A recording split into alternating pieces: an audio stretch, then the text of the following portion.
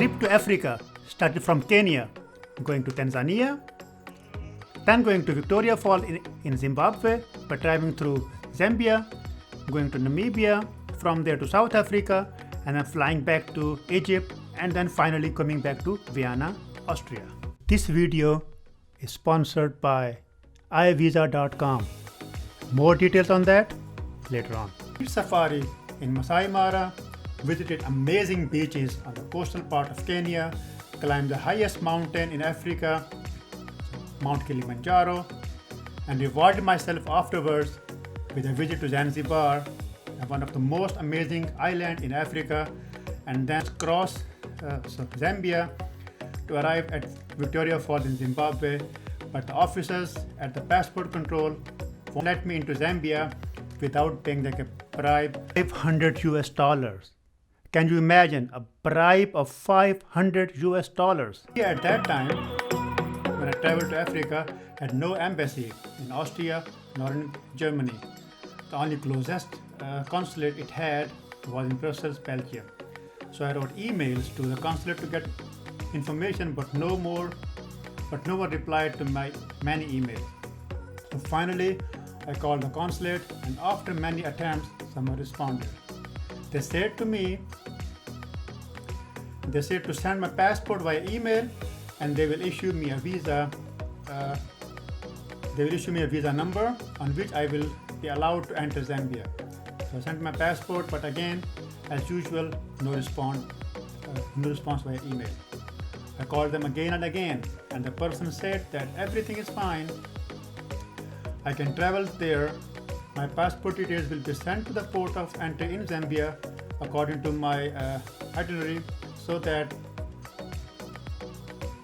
was my last country to get confirmation from, and I was all set to fly and explore this part of Africa.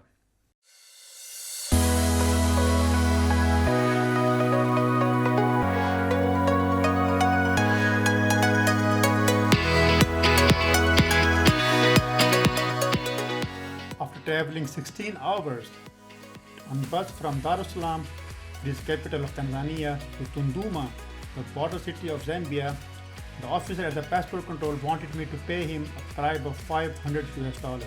And guess what? My passport details were not there also.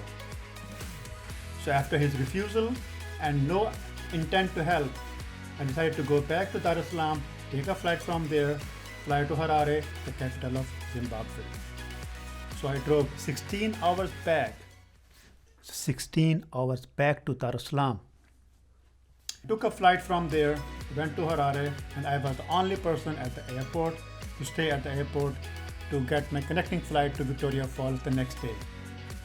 The officers and the security at the airport will not allow me to stay the whole night at the airport, and they offered me to go to the closest police station and spend the night there. And that was also one of the experience I had, to stay at the police station in Africa, but that was a nice experience. The people were there really nice, and they treat me very well.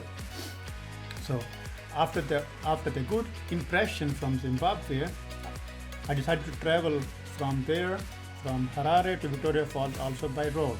So I took highest and then a bus, and I went to Victoria Falls. Click here to watch my rafting experience in Victoria Falls. It was time to travel to Namibia, but the bus crosses through Zambia again.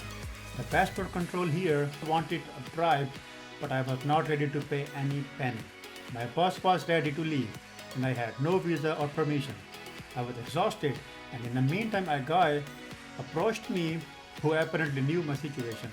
He said that the officer is his friend, and if I give him 100 South African rands, he will try to convince him.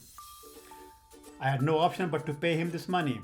So he took the money, went back to the office, and came back after 5 minutes and said, all is set, go to the bus and you will be all okay. I trusted him. I sat in the bus left, but the next stop at Livingstone, a guy came in the bus and came straight away to me and said to me that give him the money, otherwise he will call the police as I am illegal in Zambia. I told him, look, I have this 50 South African rands, so if you want, you can take this. I have no extra money. And this is what he took already. So from there, then the bus left for Namibia. But at the border, again between Zambia and Namibia, I had to cross the exit control of Zambia, and again I had no visa. But I had to go to the office with everyone. I went to the office with everyone, but came back after 5 minutes without showing my passport to the officer, because if I showed my passport, I had no visa, so I would be in trouble. The next hurdle was to go to Namibia and pass the Namibian control. Although I had the visa, but I was afraid that if they checked the exit stamp from Zambia, I would be in trouble.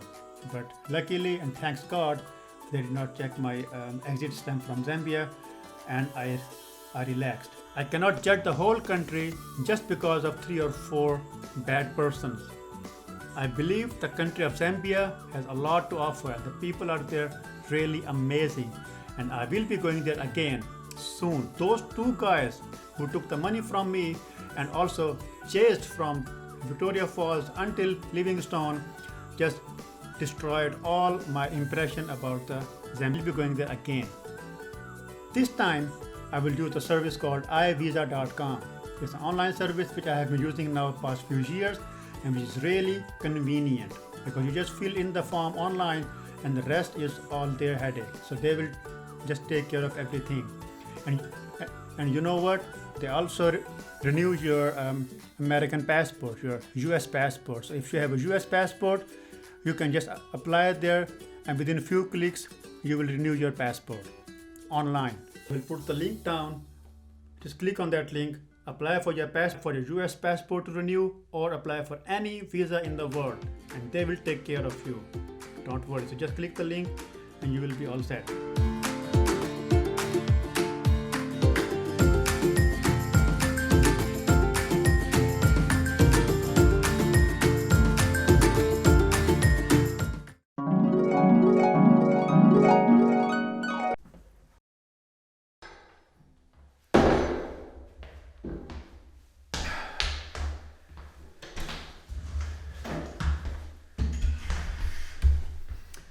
I'm Arshad Iqbal, aka Adventurous Archie. And if you like my travel videos, subscribe to my channel, hit the like button, and follow me on Instagram, as I plan to travel 11,000 kilometers in this summer on motorbike. So join me on my journey, and I will see you soon.